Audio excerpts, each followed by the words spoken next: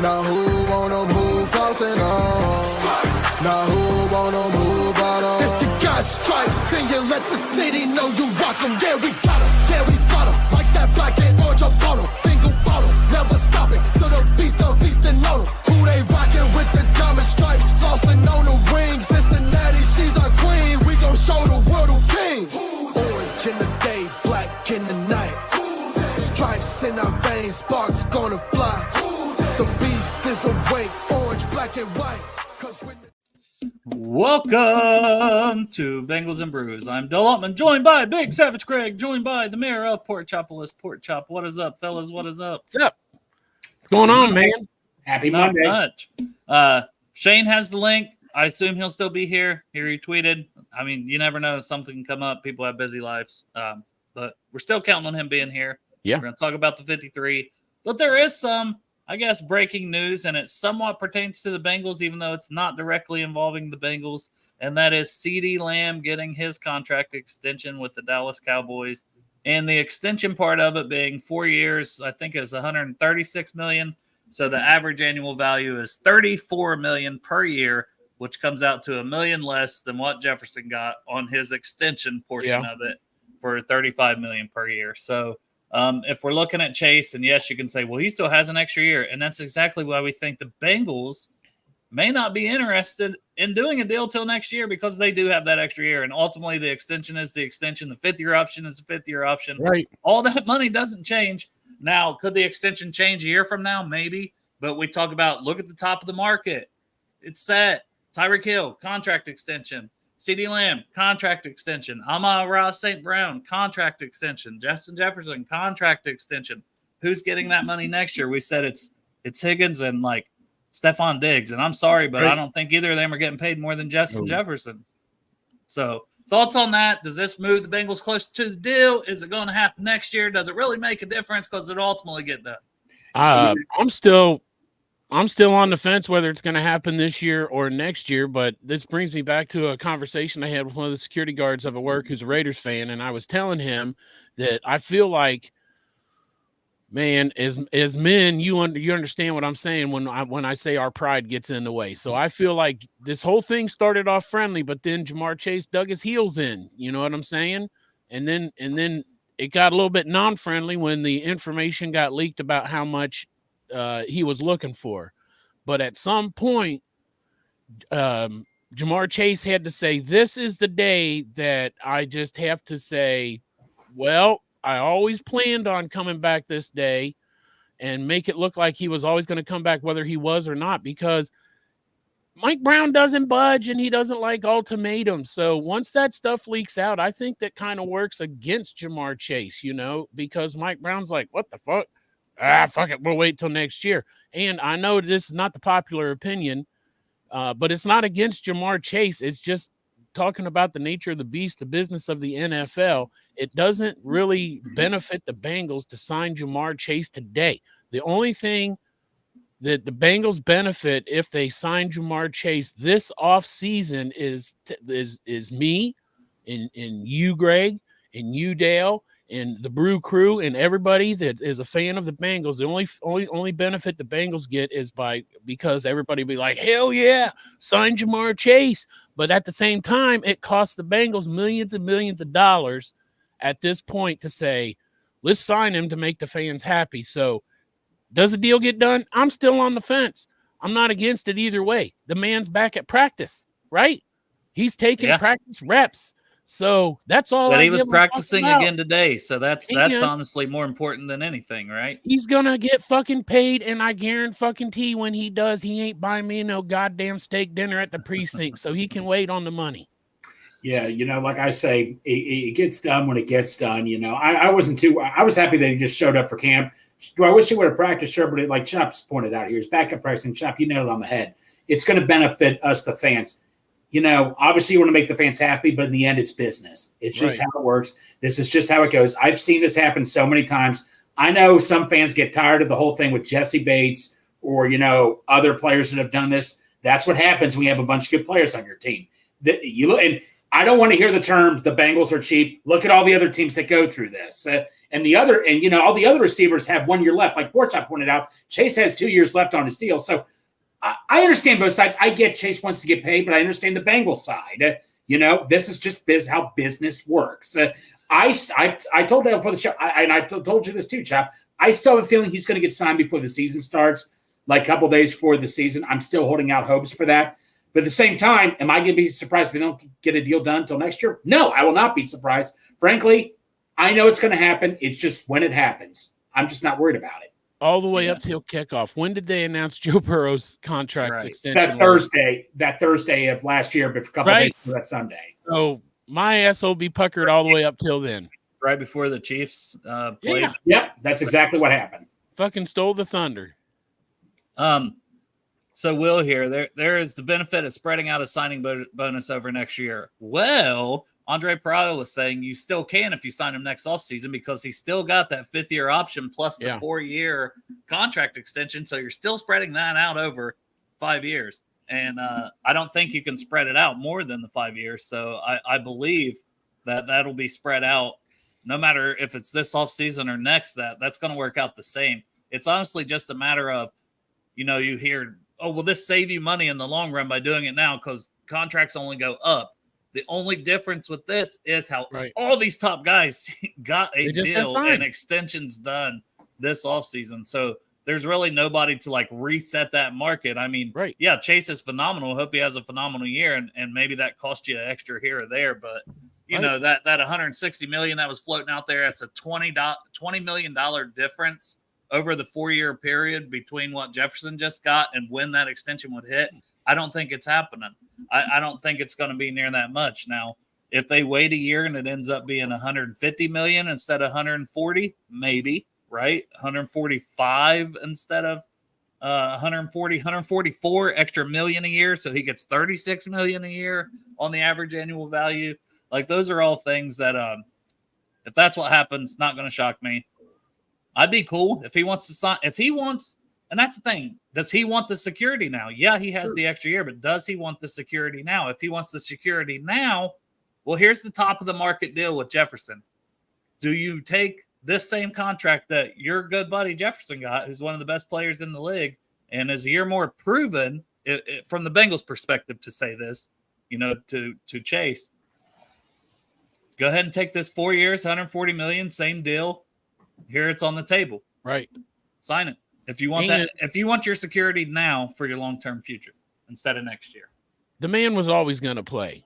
There was like I said, there was a point where he had to pick a day where he had to say, I'm going back if nothing's done because he wants to play. And they put Kansas City Chiefs second. And Jamar Chase, NFL players treat it like a business, a team's a team, but I just feel like the interviews and stuff, either he fucks with us really bad about Kansas City or he actually does not like Kansas City. Anything, the competitor in him wants to play against Kansas City because that's the team to beat right now. And Jamar Chase knows he can. Fuck, how many yards did he get him on that one game? Didn't Jamar get 400 yards in one game or something against Kansas City a few years ago? Yards, that playoff, to us to clinch division, I believe so. Yeah. At least 200 yards. Yeah, so 200 plus, I believe.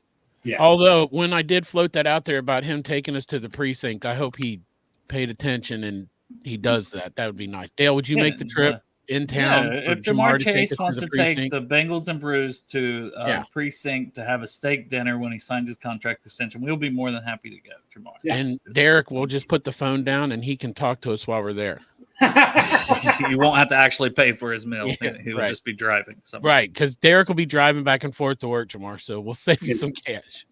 Yeah, no, Dale, so obviously this is not Bengals related or anything, but with Trent Williams, you see what he's doing. He says, I am not stepping on that field till I get my contract. And, you look at Chris Jones, he sat out that one game last year against the Lions. They're like, oh, crap, we got to do something. At least Jamar Chase isn't doing anything like that. I hope Chase isn't watching the show right now. I'm giving him any ideas or anything, but, at least he's not doing that either. So, all these fans that were mad at Chase, hey, he's at practice. He's in on the meetings. He knows what's going on. And quite frankly, I was in a way grateful. You still need to practice, but hey, we don't have to worry about him getting hurt or anything. I know that's not you can't always Think like don't open your fucking mouth yet, Greg. Yeah, right. We got 2 Don't be- weeks till the season. We don't need that fucking juju. On the day that Juju got signed, we don't need any bad juju. Yeah, yeah, he's gonna play, right? And I kind of said last week, I just got this feeling because he was ramping up, off outdoors, and then as we talked more, and Derek said, I think the official season starts. It was probably yesterday. Conveniently, he was out there yesterday, right? Preseason's over, and it's the start of the season, whether that was yesterday or today, and he's out there. You don't worry about lines at that point. You're back, you're locked in, and I don't care. It's 2 weeks till the season. It's plenty of time to get ramped up for what we're going to do. I mean, we haven't installed things for game one. I'm sure that's what we're doing over the next 2 weeks. So he's already got one, Matt. So definitely excited, to have Jamar Chase back. We definitely something we've been looking forward to. If the contract happens, great. If the contract happens next year, great. Selfishly, we would love to get it done as fans. Absolutely. But if it don't happen this offseason, we know how important he is. He's not going anywhere. We're keeping this guy no matter what we got to do. We got the 5th-year option next year. They'll franchise tag him twice. If they have to the year after. Twice. So, yeah. But I don't think it comes to that. You know what I mean? If the contract's not signed before week 1 this offseason, we'll get it next year. So no worries with that. Still haven't heard from Shayne. All good. We'll just go ahead and break into our 53-man roster. If he can pop in later, that's fine.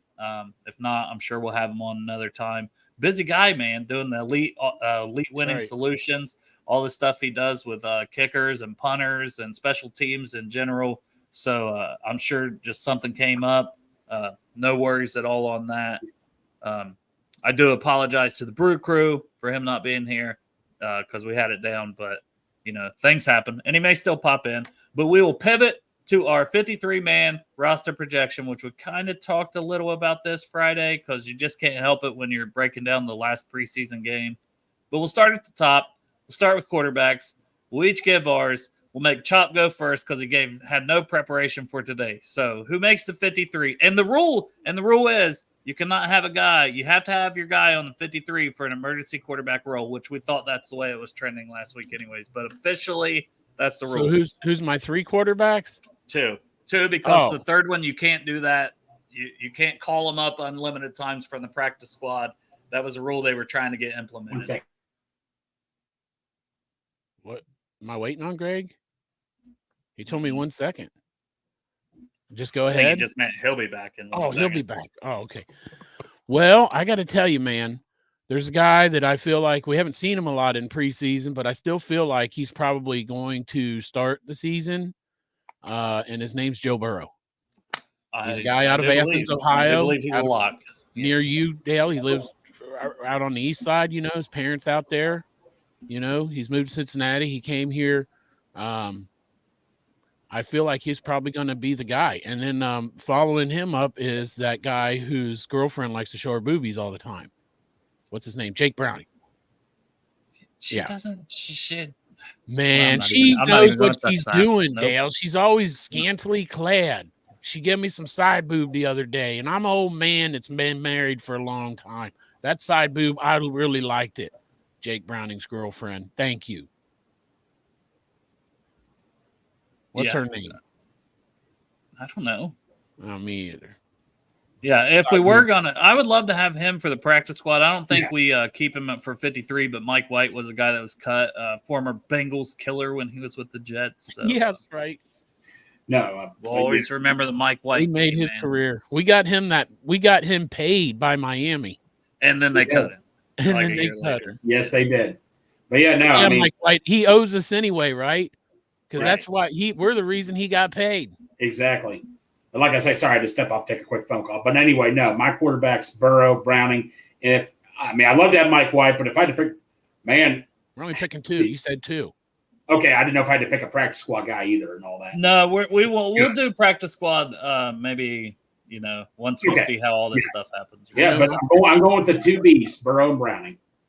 Yeah, I think it's cut and dry. I'm with you guys. I don't think any projection goes different than that unless we hear Browning's not recovering well from his rib. And then at that point, I'd be like, Man, I hope they get somebody in here because Logan Woodside being the number Yeesh. 2 and no one else really up would worry me for a game, for even a series or anything that could happen. AJ McCarron. Our Yeah. quarterbacks are not the BJs, the JBs, the JB 69s, right? That's our quarterbacks. Yeah, JB 69. JB 69s. That's the T-shirt. Not to be confused with BJ 69s. JB. Oh. Hey, look at this. We will halt our 53-man roster and come Put back the brakes to on. our special guest, Mr. Shayne Graham. What's up, buddy? I'm doing well. How are you guys? Smooth face Shayne Graham today. What's up, Shane? Oh, I'm doing well. How are you guys? Man, I'm doing good.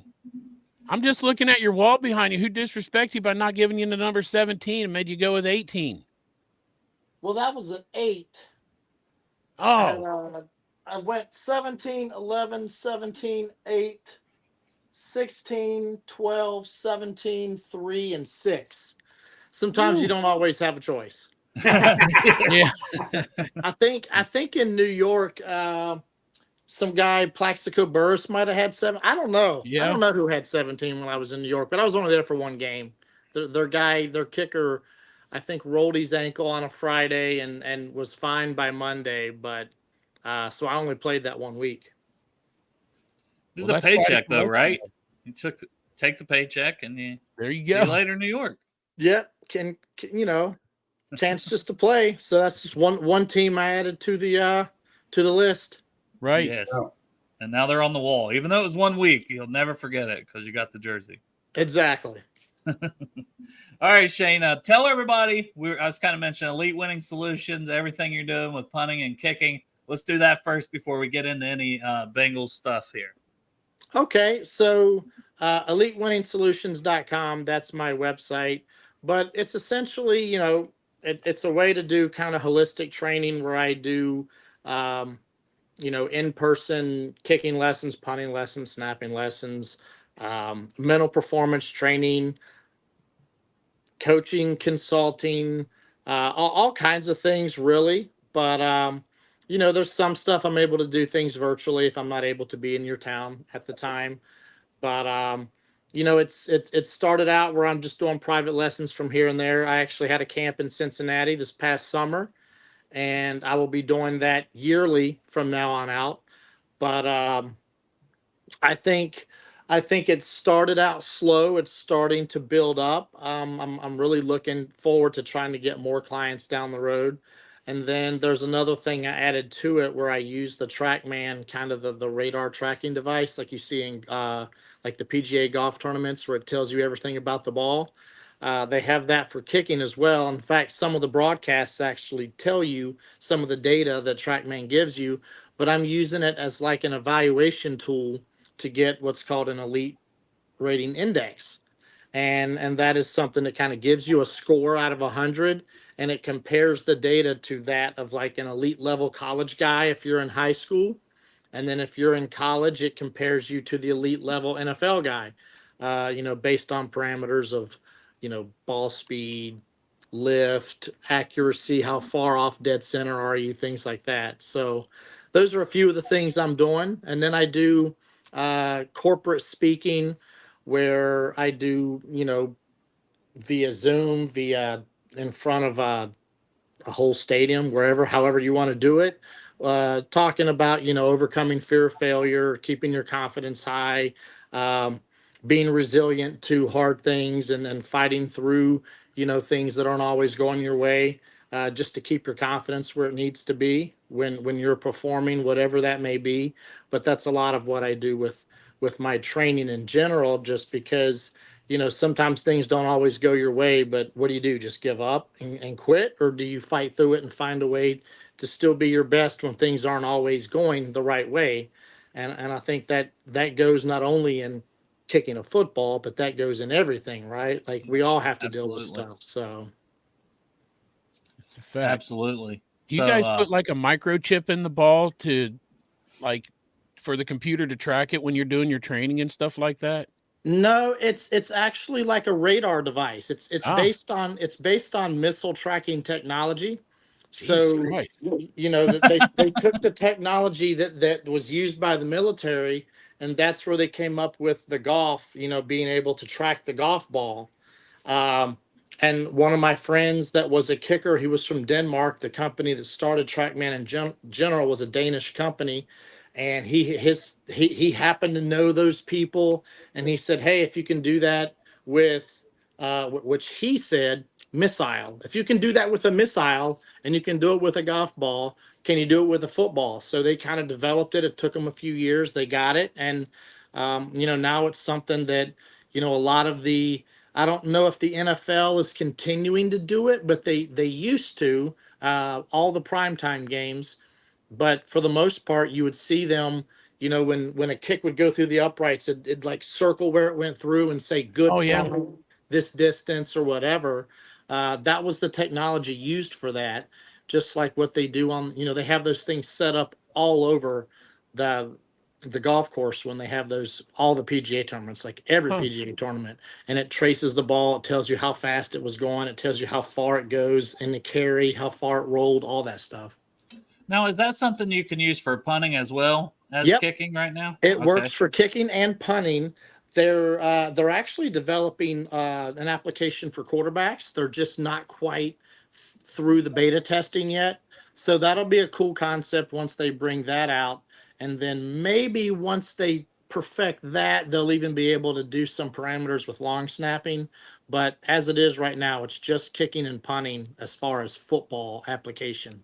Got you. That's Awesome. crazy. There are some things out there like there's a company called Catapult that they you ever see the guys when they take their pads off, it looks like they're wearing like a black sports bra. Oh yeah. Yeah. Mhm. So that is one of those devices that has like a GPS thing. It's got an accelerometer, so it can tell you like how fast someone's running, what's the path, it'll trace their path on the field. You see all that kind of cool stuff where, so and so ran 21 miles an hour on that run or whatever. It's some cool stuff, and they're starting to try to implement maybe trying to get a little chip in the football so they can tell how many revolutions the spiral had, as it was being thrown, how fast was it thrown, all that kind of stuff. But the technology that's out there, I mean, they amaze us every year with something new in every field. Yeah, it's only going to get better and better and more in depth, and you're going to be right there on the front line of that with Elite Winning Solutions. So if anybody's got a kid, a nephew, a friend, a cousin, a whoever, definitely give Shayne a call. And you're not going to regret it because, this guy's been around. He knows his stuff. He's not going to teach you just on the football field. He's going to teach you about life as well. And I know the experiences that a lot of times you give the people that you do your private sessions with is a pretty incredible experience we've talked about on here before. So definitely I advise you to look into that if you're somebody thinking about that or know somebody that's looking for that kind of training. I want to get to a guy who he owes everything to you. So I hope he took you out to a nice steak dinner. His name is Evan McPherson from your time together at Florida. Right. Oh, he doesn't. No. He doesn't owe me anything. I do this every time. Right. Yeah, Evan's great, and Shayne will never take any credit for anything with Evan.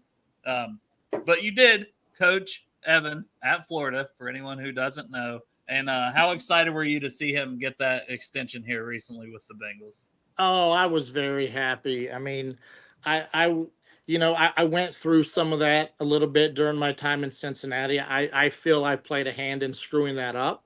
But I think, the position he was in, he had a lot of leverage. I felt like he was in a position in his career where he didn't want to move, next year when whenever the contract was up.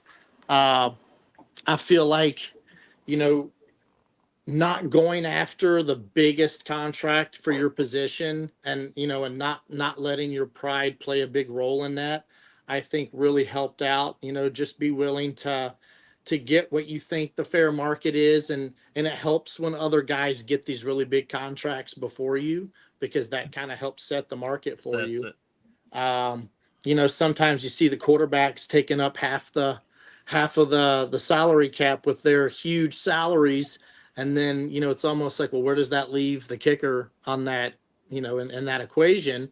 But, I was glad to see him, be able to be rewarded for how well he's done.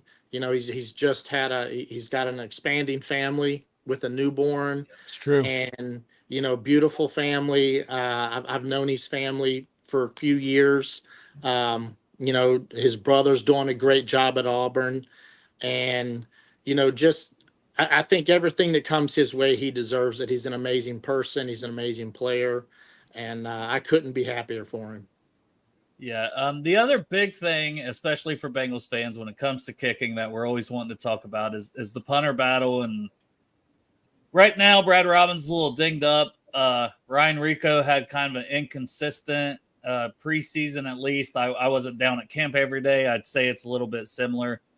Did you get to watch any of the punting battle? I thought the first game was probably the best game when they both played and they were both out there competing and punted 3 times and had some pretty decent averages, hang time, all of that. Brad seemed to improve his leg strength a little bit this offseason.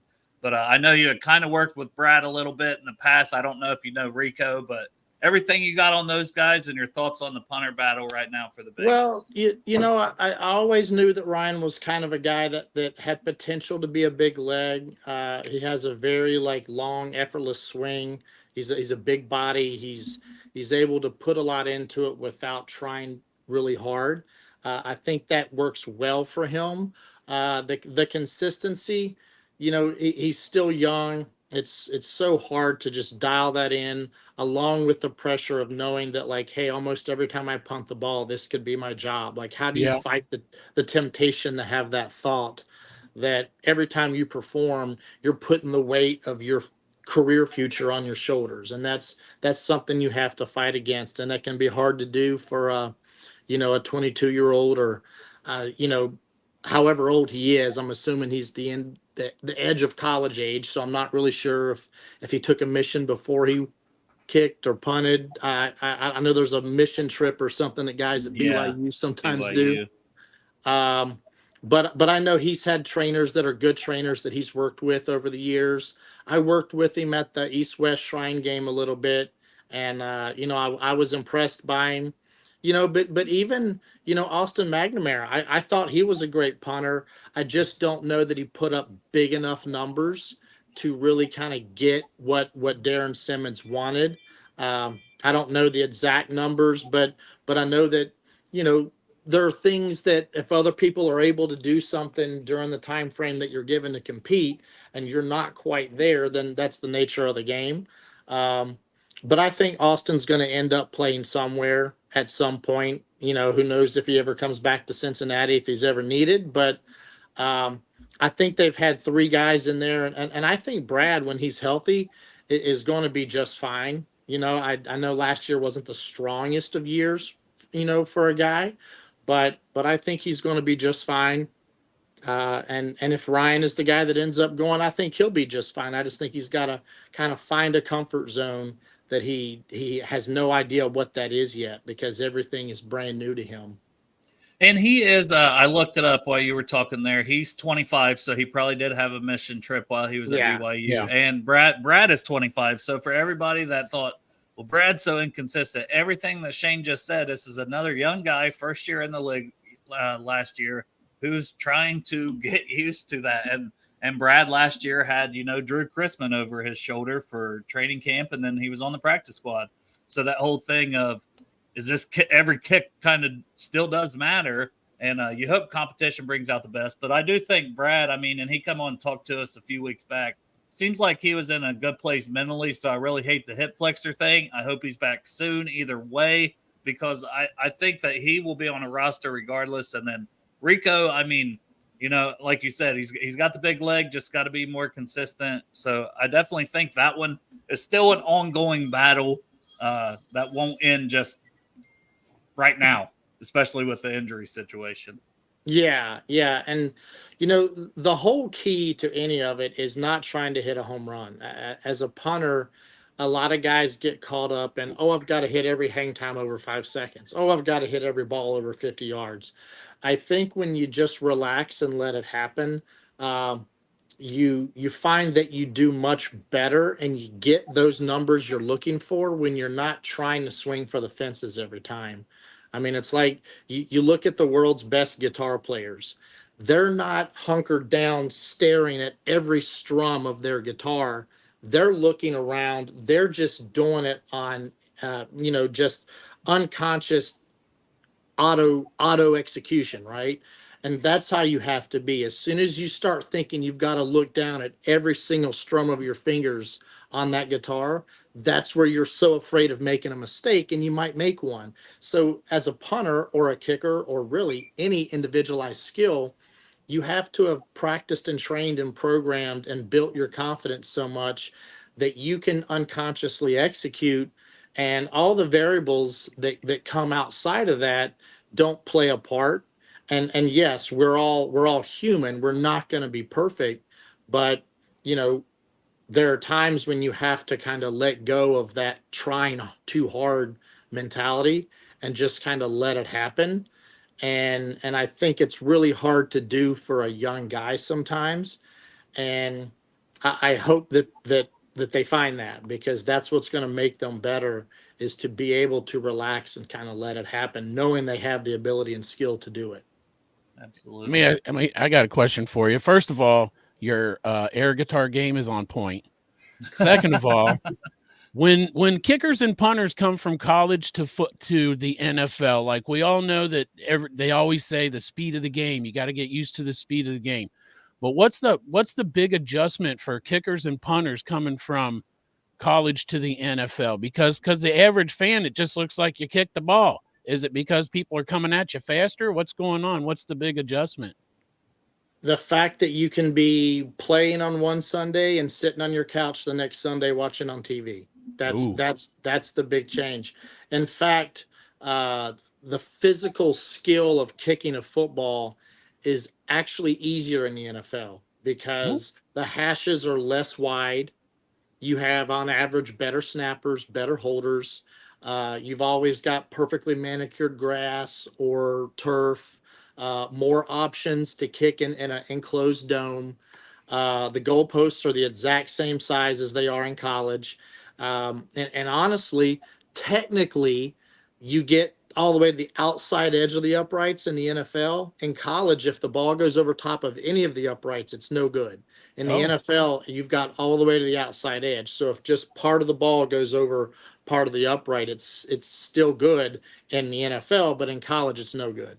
So technically, you're looking at something that is physically easier, if you want to technically say that, but the mental challenge of knowing, hey, I could be fired at any moment. I don't have a guaranteed scholarship. I don't have a dorm room or an apartment that I'm guaranteed to go back to after the game, and I get to fight through practice the next week. There's a chance you may be fired, and that plays a lot of havoc in a lot of young men's confidence and their abilities. Yeah, if every week you were going to work, no matter what your job is, and felt like your job was on the line, that'd be pretty stressful. It's probably the position on the football team that's most like that, right? Kickers and punters. Yeah, I hesitate to ever say oh, it's so hard, because I know that these other guys go through things that's a lot different, especially physically. I know quarterbacks go through physical and mental, and they literally have to bear the weight of the entire team when they win or lose. No matter how the defense plays, it's still the quarterback, right? Everyone goes to the quarterback. Well, why isn't this quarterback in the Hall of Fame? Well, he never won a Super Bowl, all those things. Yeah. And so I understand that, but yeah, there's a lot of weight, you know, on your mental side when you're kicking, and that's part of it, and in college, you don't necessarily have the same, like, everybody wants to win the game, right? But then it becomes win the game, help your team. But in the NFL, it's win the game, help your team, don't get fired. Yeah, a lot less jobs to even get. Yeah. Well, and it creates, you kind of have to have, I use this analogy, painstaking attention to detail. And you really, and this is something that kind of was bred through me with Darren Simmons, is the painstaking attention to detail you have to have when you're crafting your skill, when you're reinforcing your skill and your confidence is, it's like comparing if someone said, hey, I'm going to give you two options. One option is I'm going to give you a stack of 15,000 cash. It's yours. Or I'm going to give you $2 million in quarters, and you have to count every single quarter.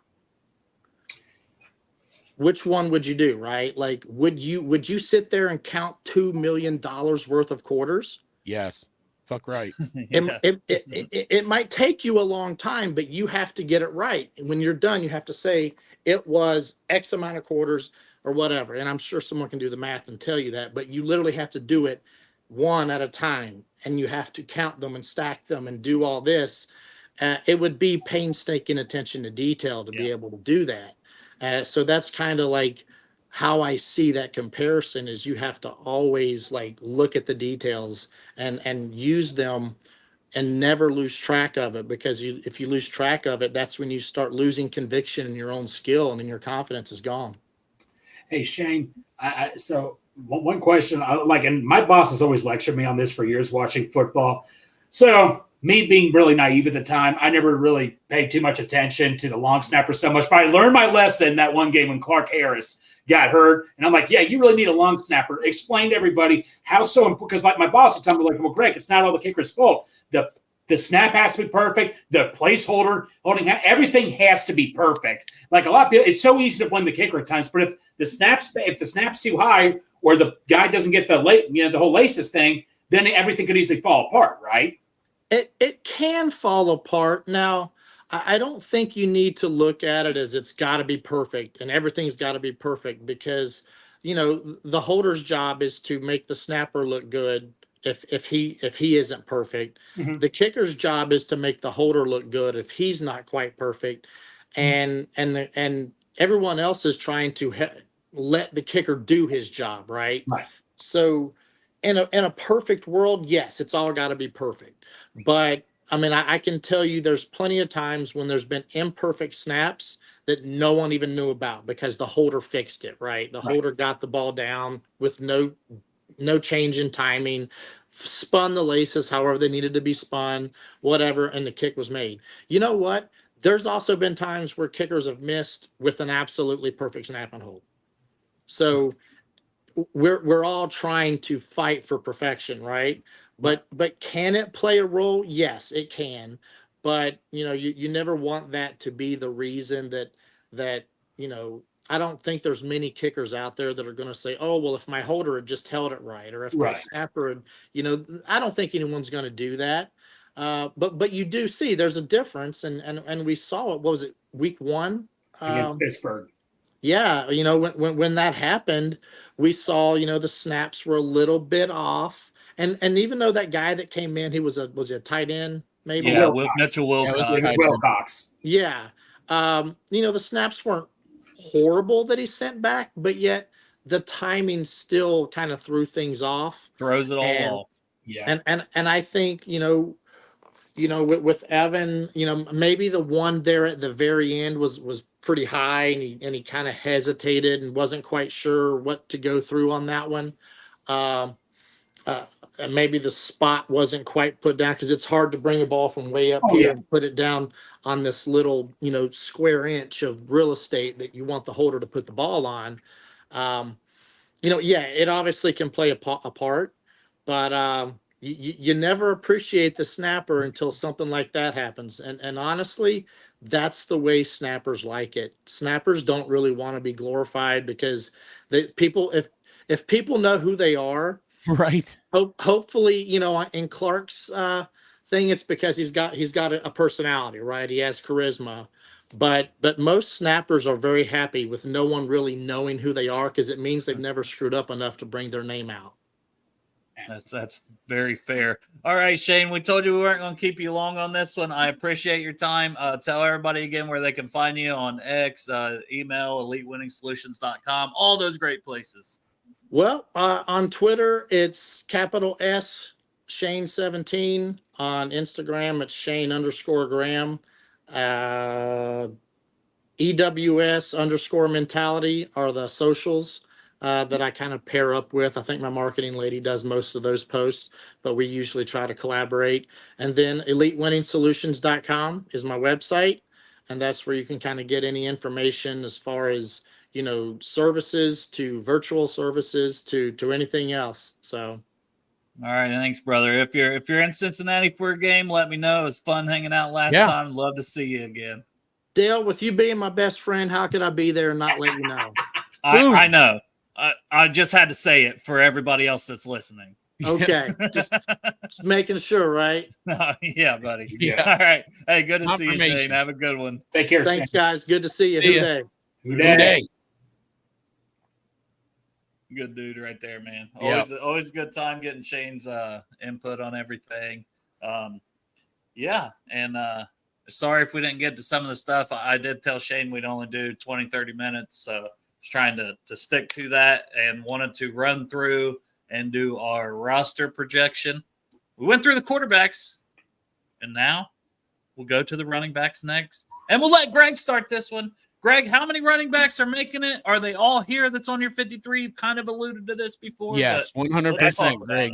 That's the Everybody's see, Dale. here. That's the kicker right there. And Shayne Graham was the kicker, but no. All right, so let's think this through here. You got Zach Moss. You got Chase Brown.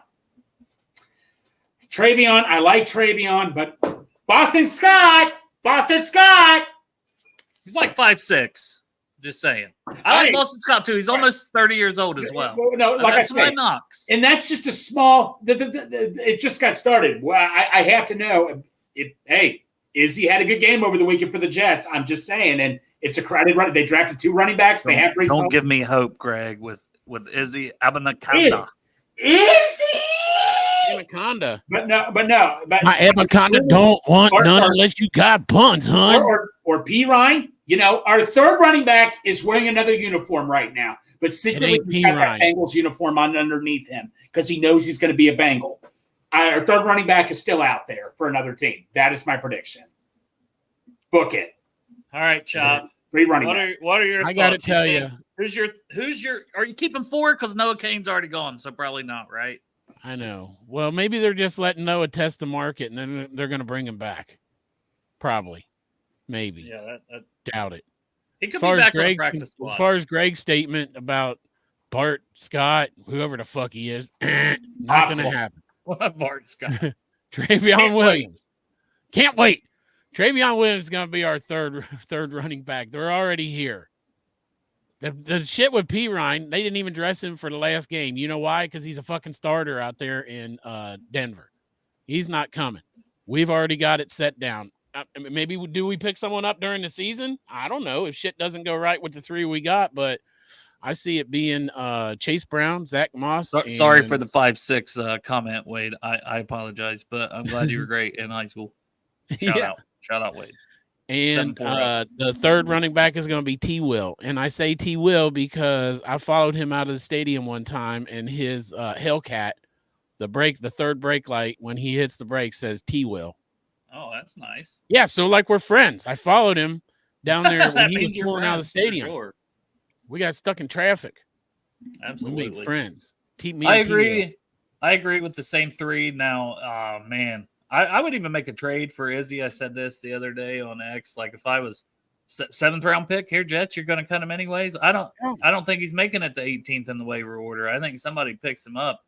I mean, if they hadn't drafted 2 running backs and have Breece Hall, and they might still keep him. You know what I'm saying? They still might. Mm-hmm. He might not even hit the waiver wire. He looked damn good in that game yesterday. I know it's preseason, but it's a kid I like coming out of Pittsburgh. And he's still, I think he's probably only about 22 years old. Still young, big, fast, like everything you'd want to get in here and learn. But, I do think it's Travion. So that's my projection is those top 3. And that's what they roll with game 1 here in a couple weeks. Receivers, I don't have anything different. I'll kick this one off. Chase, Higgins, Jermaine Burton, Trenton Irwin, Charlie Jones. Am I forgetting anybody? Am I forgetting anybody, Greg? Charlie Jones. Who's this guy right here? What's his name? This guy right here? What's his name, Greg? Andre Yosevich. Yeah, that's who I'm forgetting. That's right. Our third receiver. They already stated he's going to be the third receiver to start the year. Start the year. I think he's earned that. Look, I'm a huge fan of Burton. I'm so happy. If he becomes third receiver, I'm cool with that. I just want to win the damn Super Bowl. You're a huge fan of Burton, but you would give Yosivas top shelf. This is true. Yeah. Chop, you got anything different on that 6? Either of you? No, nope. I don't see anybody else sneaking into that lineup. But like I said, man, I'll still say this, that I understand what they said, but I still wouldn't be surprised if Burton was out there starting number 3 on September 8th. I wouldn't be surprised.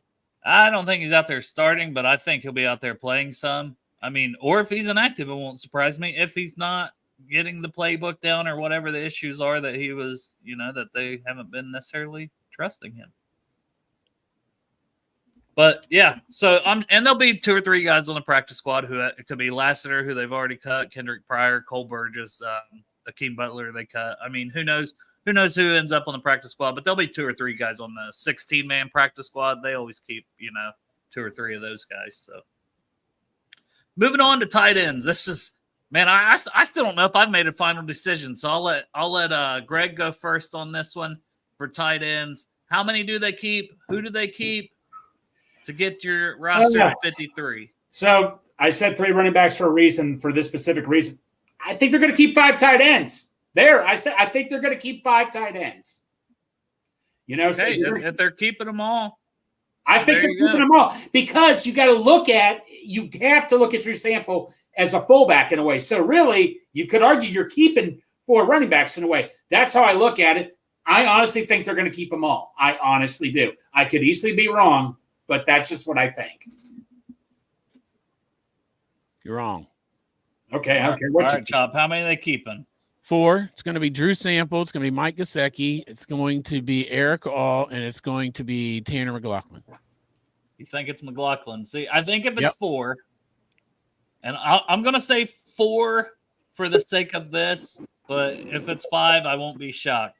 But I'll say 4, and I'll say that it's Hudson instead of McLaughlin, because they try to get McLaughlin on the practice squad. I don't have a crystal ball to know if he makes it or not if they try that. But, they've never kept 5, but they could surprise us and keep 5. I think it was James Rapine's roster projection. He put 5 as well, like you, Greg. So, Derek, we're at the first one that really has too much controversy here, besides if we pick up somebody. Tight ends, where are you at with that, to get your opinion before we move on? I say the other way around. I think they keep McLaughlin and they let Hudson go and see if they can bring him back. That's what Chop said. So you and We Chop just are became on best friends. Greg said all 5, and I got Hudson over McLaughlin. So I would say somebody's going to be right. I'd say it's a coin flip between Hudson and McLaughlin, but I just feel like the team is making an effort to go young, but the youth. No, and I'll say this: if it is 4, they would keep McLaughlin over Hudson. That's if it does go 4, god dang it. All right, so I'm on a T Huddy all by myself when I was the one pumping up McLaughlin so much. It's just the way they used him made me think they were trying to sneak him on the practice squad. I'm trying to read what I saw from that last game. That he didn't. Yeah. I don't think he got a single target in that game. So I thought that was odd, because young guys should be trying to get the ball too. If you're keeping him on the 53. My opinion, and I'm wrong a lot, so don't forget to tell me I'm wrong after tomorrow. Or tomorrow. Is that the cut down? Is it tomorrow, the cut? Yeah, tomorrow at 4 o'clock, we will know who's on the initial 53. Now, there could still be waiver claims after that, and they claim somebody and they get them the next day, so they got to cut somebody else. That's always possible after the initial 53 as well. O-line. 5 starters: Orlando Brown, Cordell Volson, Ted Karras, Alex Kappa, Trent Brown. Those 5 are locks. Mims is a lock. Cody Ford, I think, is a lock, whether you want to call him one or not. Yes. And then the 2 guys that I think have earned spots to be 8 and 9 are Matt Lee and Jackson Kirkland. I think both of those guys should be on it. And then it's just a matter of, do they keep 10? I'm projecting 9 as of right now.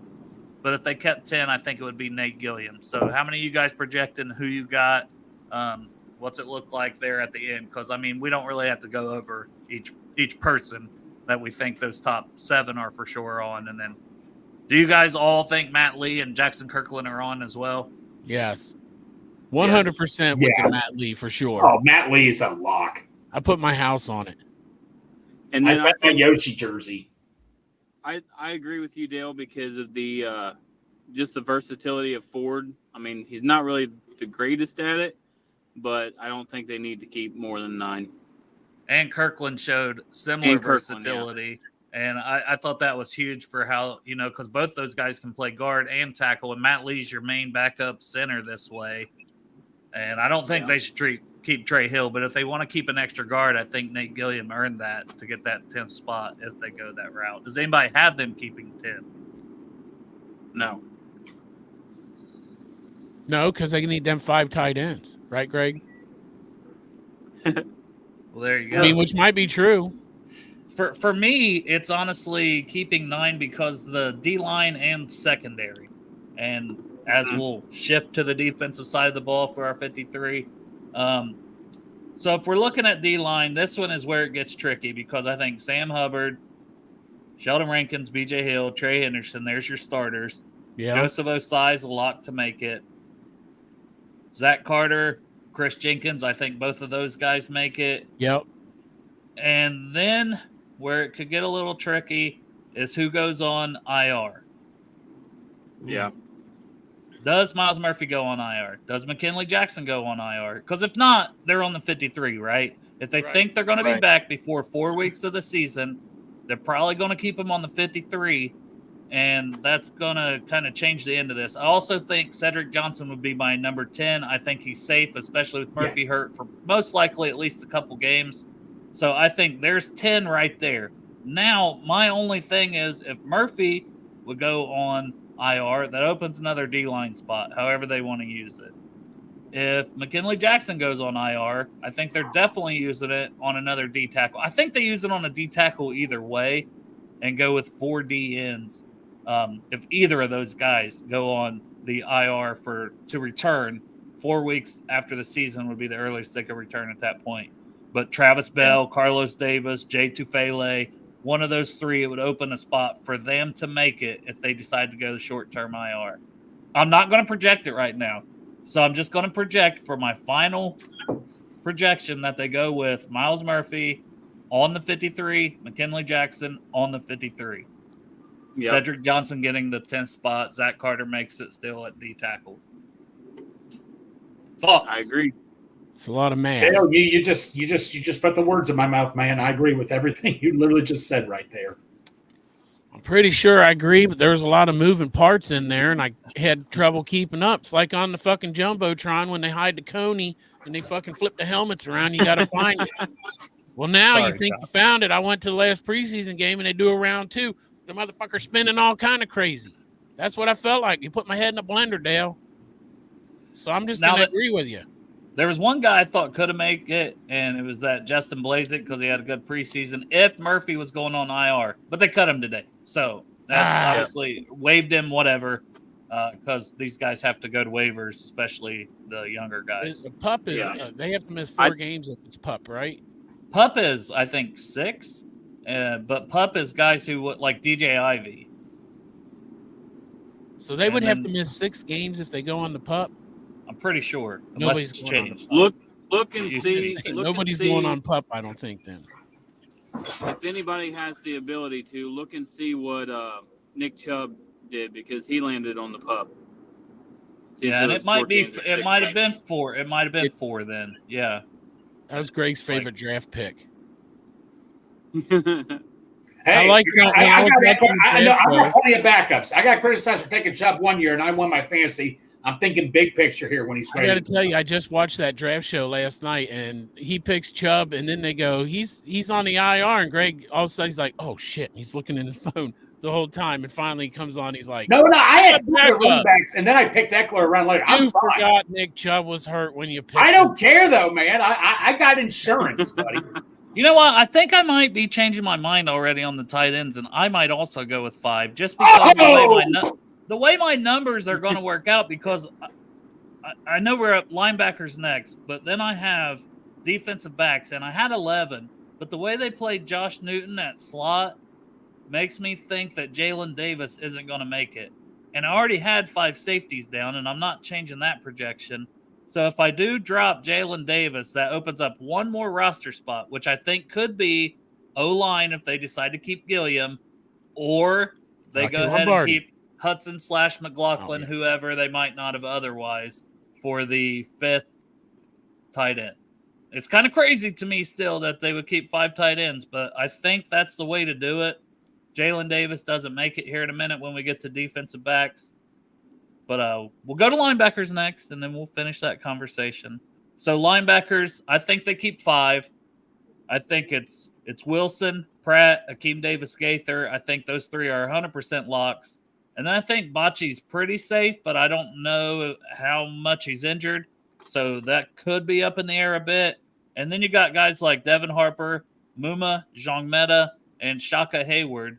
If Bocce makes it, it's down to one spot for those 3 players. Harper probably gets the nod for special teams, but Shaka Hayward and Jongmeta look fantastic all around on the field, and I thought they looked solid on special teams during the preseason. So I'm still going with Muma for my 5th and final spot and Bocce with the 4th one, but it's not going to surprise me if that's not the case and it's Devin Harper or Shaka Hayward.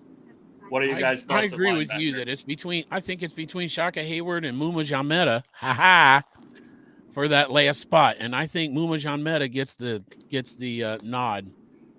And then the other one, they try to get on the practice squad, but to tell you the truth, I'm not sure he makes it because those 2 men been fucking battling it out real good. But I think that Muma Jongmeta is the one that's got the edge as far as making the team.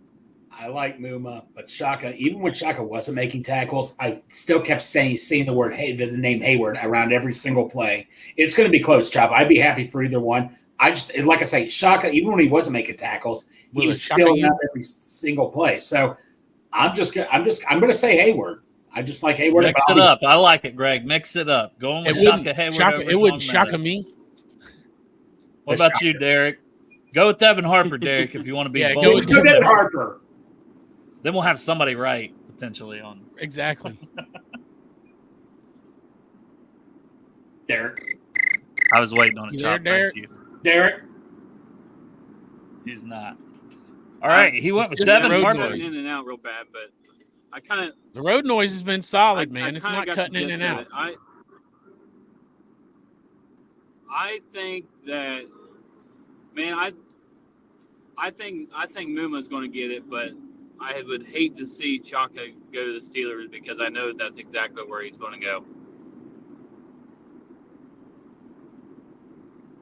I'm not sure on Bocce if he's accumulated enough years in the league. It's not always about like how long they've been around, but game wise and years like active, I think comes into that. I don't know that off the top of my head how much, but yeah, that could be something. They keep Shaka and Jongmeta.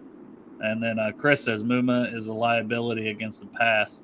Yeah, and I think, and that's the thing, that 5th spot, especially early, is most likely, as long as Bocce is healthy, that 5th spot is going to be special teams. And I think it'll come down to what Darren Simmons wants. That's why I'm not ruling out Devin Harper as much as I think Shaka Hayward and Muma look fantastic. Yeah, I think they did too. I'm excited about Muma Jongmeta, to be honest. They can coach him into that coverage, but when you got Wilson and Pratt out there, you put him in. It's not like you got to put him in full strength right away, playing every fucking snap. You put him in there. And Davis Gaither's good at covering the pass. So hey, look, look at our tackles. He would be the goal line and special teams. If they think Jongmeta can do special teams and potentially goal line, that's. Then you don't worry about it as much. Yeah, you still can pass the ball down there, but you're talking the 1 yard line, and you got your big dudes in there, your thumpers. I like. Also, look at where I guess I'm defending Jongmeta here. I'm just saying to where this kid came in, undrafted, from a shit school, and just the knowledge he soaked up. Oh yeah. What school was it? Wisconsin. Tell that to Luke Fickell. He fucking quit on your team, Actually, Greg. I'm a little. He quit on your team, and he went to an No, inferior he Big didn't. Ten. No. It wasn't a Brian Kelly deal. You have Brian Kelly who's going to quit on you guys when he gets another offer. I can tell you that. Why? Don't Another let offer to where? You can't get a better Oh, fucking to the coaching NFL job. or something, Chop. So don't come crying to me when he quits. Taco No Bell. one wants him in the NFL. You said I know. Taco. I'm just saying, Chop. He's done it to 2 schools already. You can't get any better than where he's at. But anyway, Wisconsin, wherever it is, the kid was undrafted, is what I'm saying, right? So Great he story. comes in, and he's just been a sponge. And the coaches have even talked about how he's a sponge, how he can't wait to learn. He's very, very easily coachable, and he picks things up real quick. So if that's what we get from him for the last 6 weeks, is that right? About 6 weeks they've been practicing. So if you get that, you take it and you put him on your roster and you keep him and you keep teaching him through the next year. I think this kid's got a really good future in the NFL, and hopefully it's with our team. And I think somebody would claim him. Greg? I think he definitely showed enough in Hell yeah. preseason that he's not making it to your practice squad, unfortunately. Yet. Greg, And- if you could Did you do wanna me a say- favor real quick, look up and see how many snaps Marcus Bailey played last year, because We'll that's be what we're looking at talking right now. about. 6. That's the snaps that we're having to account for. Probably 6. Yeah. I feel like And a lot of those were goal line. Play Like, very many. yeah, a lot of it's goal line. And not all the time on goal line. We'll move to defensive backs while Greg's looking that up. So Cam Taylor-Britt, Jordan Battle, Geno Stone, Von Bell, DJ Turner, Mike Hilton, I think all Dax Hill are all locks.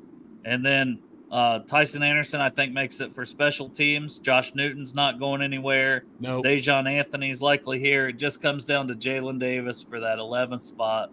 Do they keep Jalen Davis on the 53? I'm going to say no, because they think they can get backup slot. If they need somebody to fill in for Hilton at all, they can cover that between Turner, Newton, all these other guys. Go ahead, Greg. Yeah. What do you got on 2023, 29 snaps. That's 3%.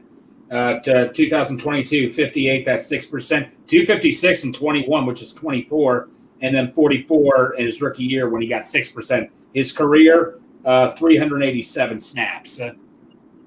Yeah. Not a lot. No. Yeah. So at the And most, you're special probably covering teams. 5% of snaps, and then Yeah. special teams. Yeah. Yeah, special teams, he had a ton of snaps, yes.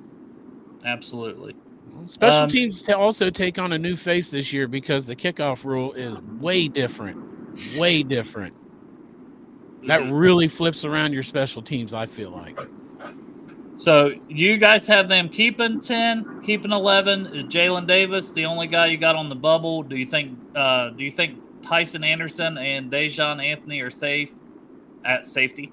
Safe at safety, and then Jalen Davis, does he make it as 6th corner? Tyson definitely is, just because of his special teams value. You know how Coach Simmons is, how he values special teams. I think Tyson is. Anthony, there was high hopes with Anthony, but Dale, you pointed out he hasn't been showing his potential really. So, I think they like what they've seen in camp, and I read something about liking his special teams ability, that they think he'll shine on special teams as well. Okay. I would say that your conversation about this position, the backs and the tight ends and all that, and the linebackers, it's all coming together to me and thinking that I was right when I said 4 tight ends, because I'm not sure that they trust Josh Newton right now 100% enough to get rid of Jalen Davis, who they know they've brought in before to play the position. I don't think that Fig Newton ain't going anywhere, and he's staying. So if they want that insurance behind Mikey until they feel confident with Josh Newton, I feel like maybe this is a position where they keep an extra guy just because of that. And there's your extra spot for keeping 9 O linemen and keeping 4 tight ends instead of 5, or 9 instead of 10. There's your extra roster spot. You go with Jalen Davis for yours. Right. Just for security. It's a security blanket, because I feel like Josh Newton has been, I think he's going to be great, but I think he's been a little bit inconsistent in the preseason. A little bit. What do you guys have? Jalen Davis, yay or nay? Nay. Eric? Greg doesn't like Yeah, Jalen Davis. I didn't like him. I thought he looked solid the last, not on the Bears game when I watched him. Second game, yeah. I'm gonna say they keep him, just like Chop said. I think they'll keep him, and maybe on down the road they end up saying they like what they're seeing from Newton and end up getting rid of him. But sorry, me and Chop was virtually blowing kisses and waving at Crypt Keeper Right. because he said, "Love you all." We love you too, Yeah. Crypt Keeper. We love him too. And then there's 3 special team spot, McPherson, Cowidamitis. Those 2 are simple. Can Brad Robbins get back within the next 2 weeks to make it onto the 53? If not, it's Rico's job. I'll project Rico for now because I have no clue on the injury. I don't know what's going on with Brad. If Brad Robbins will be back at practice sometime this week or early next week, I think Brad Robbins might be the guy. But to project the 53 for tomorrow, I'm going to say Rico, and I think we'll have more clarity tomorrow, right? Yeah. Because they'll either have to waive Brad Robbins or they'll have to put him on short-term IR and where he's going to miss 4 weeks or something by tomorrow to get down to the 53.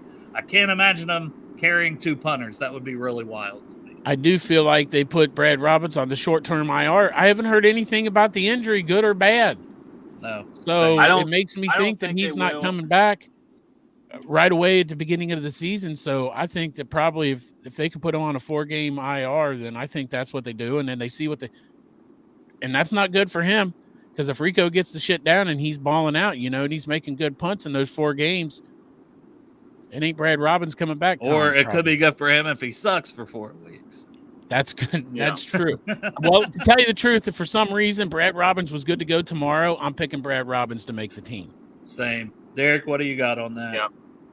Yeah, same here. I don't think they short-term IR him because it's a punter position. He's not going to get claimed, so they'll just put him on the practice squad until he's healthy, and then if they need him, they'll call him up. And then you think they'll take that he won't get claimed because he's injured and he'll make it to the practice squad. That's fair. Yeah. Some practice squads pay better too. You going with Rico, Greg? Rico? I'm cool with Rico. I'm cool with Uncle Rico. All right. For the season, guys, you're sticking with Rico. All right. For the whole season? All right. Greg hates Brad Robbins. We'll have to remember that. No, I'm just kidding. Greg Makes the team dominates and comes back on the show. Be like, Greg, doubted you the whole time. Not us. Greg did. The fuck, Greg?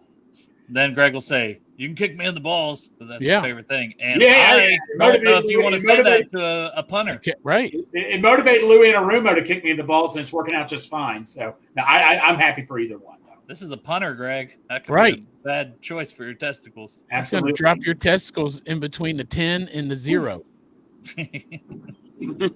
Best pun ever. All right, guys. We're about an hour and 10 minutes in.